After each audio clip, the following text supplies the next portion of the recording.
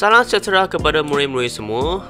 Untuk hari ini, kita akan belajar tentang bab 2.3, saling bersandaran dan interaksi antara organisma dan antara organisma dengan persekitaran. 生物与生物与环境之间的关系。 Gambar yang seterus adalah jawapan untuk minggu yang lepas. Baiklah, sebelum kita masuk bab 2.3, beberapa istilah yang penting dalam bab 2.3 perlulah kita fahamkan dulu. Yang pertama, habitat. Habitat ialah persekitaran atau tempat tinggal sesuatu organisma. Haiwan-haiwan dan tumbuhan yang tinggal pada suatu tempat yang sama adalah habitat. Contohnya, kita ada gurun, laut, tanah paya, zhaoze, hutan, dan kutub selatan. Seterusnya, kita ada spesies. Spesies ialah sekumpulan organisma yang mempunyai ciri-ciri yang serupa dan boleh saling membiak dan menghasilkan anak yang sama spesies. Contohnya, kita ada banyak spesies dalam bumi kita. Kita ada orangutan dengan manusia, ular-ular yang pelbagai-bagai jenis, kucing yang pelbagai jenis, hamster, burung, tetapi dalam satu spesies yang sama, cuma jenis yang berbeza. Seterusnya, kita ada populasi. Populasi adalah sekumpulan organisma yang sama spesies dan hidup di habitat yang sama. Contohnya, kita ada gajah, harimau, kuda dan lain-lain. Manusia juga adalah satu contoh populasi dalam dunia ini. Disebabkan manusia adalah sekumpulan organisma yang sama spesies dan hidup di tempat yang sama, di habitat yang sama. Selepas itu, kita ada community. Community ialah beberapa populasi organisma yang berbeza dan hidup bersama dalam satu habitat dan saling berinteraksi antara satu sama lain.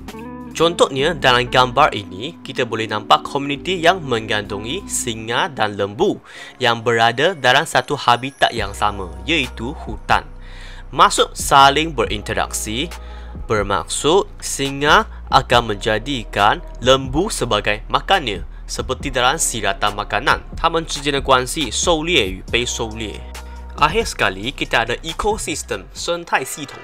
Ekosistem ialah beberapa komuniti yang tinggal bersama-sama dalam satu habitat, saling berinteraksi antara satu sama lain, termasuk segala komponen bukan hidup seperti air, udara, tanah dan lain-lainnya.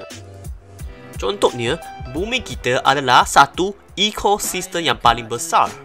Semua organisma dalam dunia ini akan menyesuaikan diri terhadap persekitaran.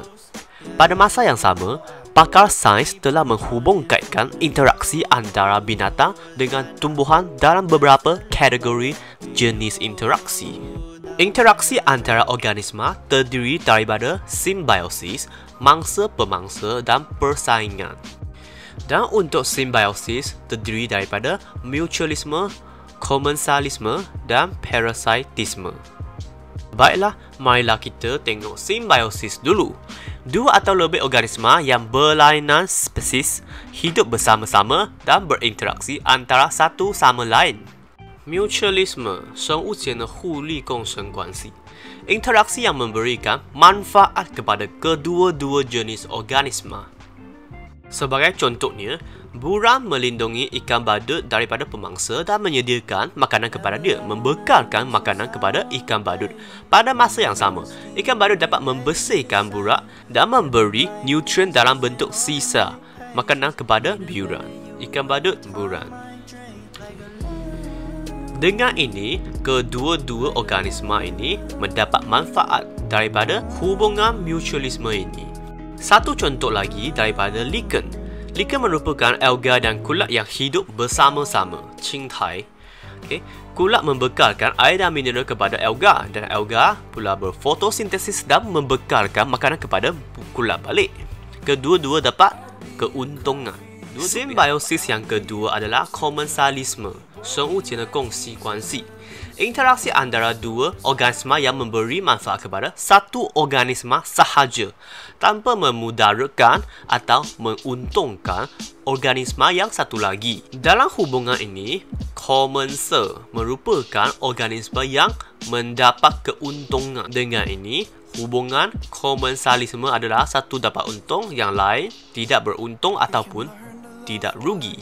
Sebagai contohnya, ikan remora sebagai komensal melekat pada ikan jerung dan mendapat makanan daripada serpihan mangsa ikan jerung.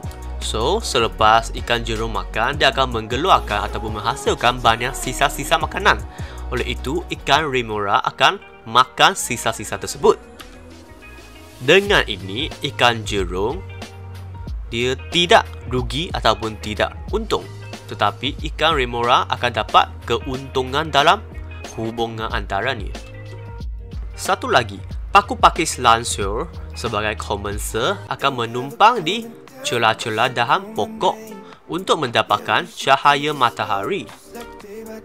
So, dalam hubungan antara ini adalah satu dapat untung, yang satu lagi tidak berkaitan. Tidak rugi pun tidak untung. Simbiosis yang akhir sekali adalah parasitisme, 生物间的寄生关系. Interaksi yang menguntungkan satu organisma sahaja dan memudaratkan atau merugikan organisme yang satu lagi. Parasit ialah organisma yang mendapat keuntungan.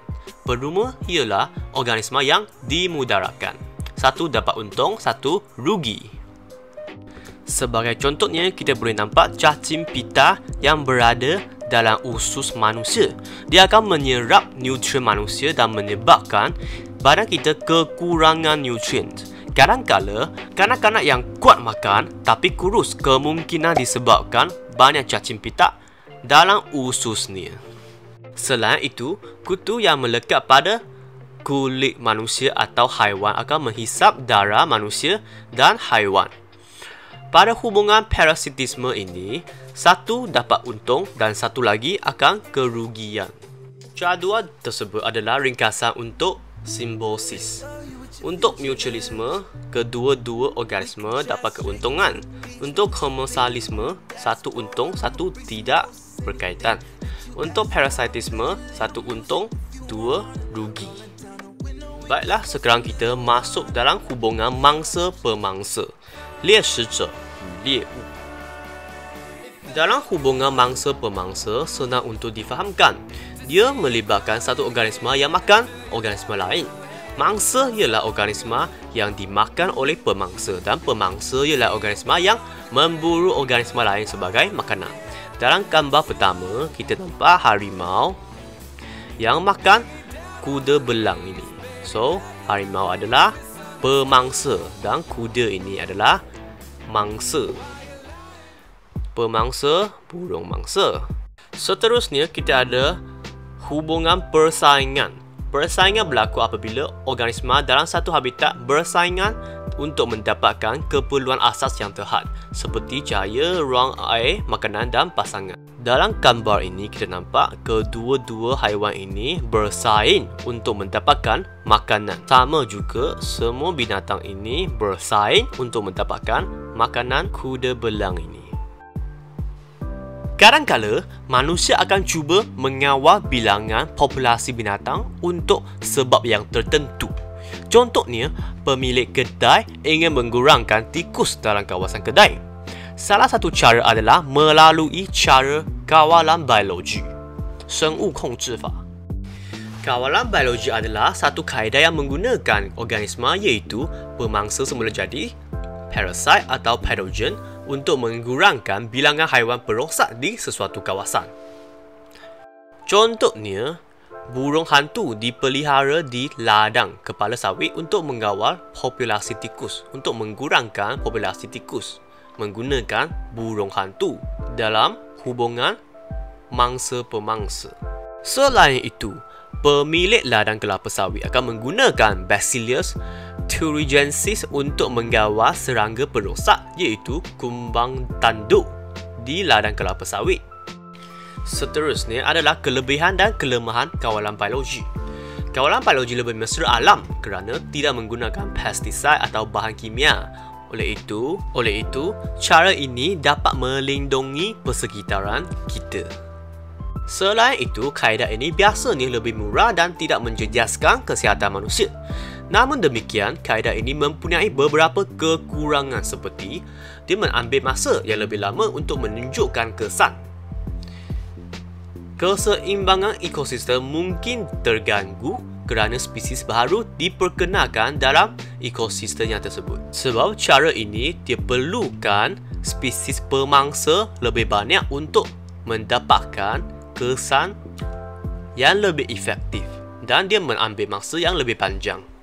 Seterusnya, kita akan berbincang tentang faktor-faktor yang mempengaruhi saiz populasi dalam suatu ekosistem.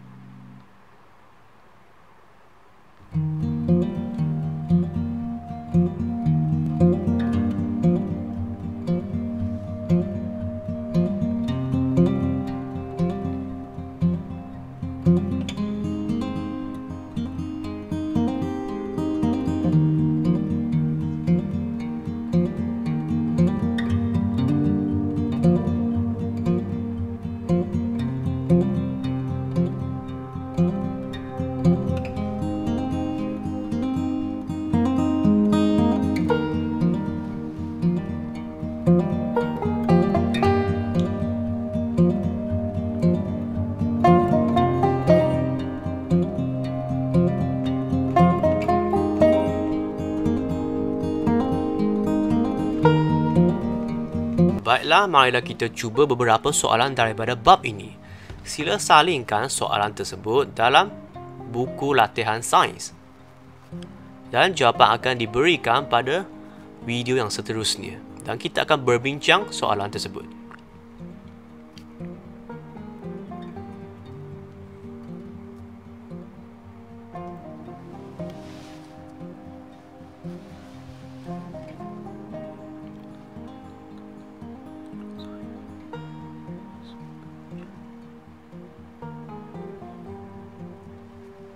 Setakat ini sahaja untuk kelas hari ini. Semoga berjaya.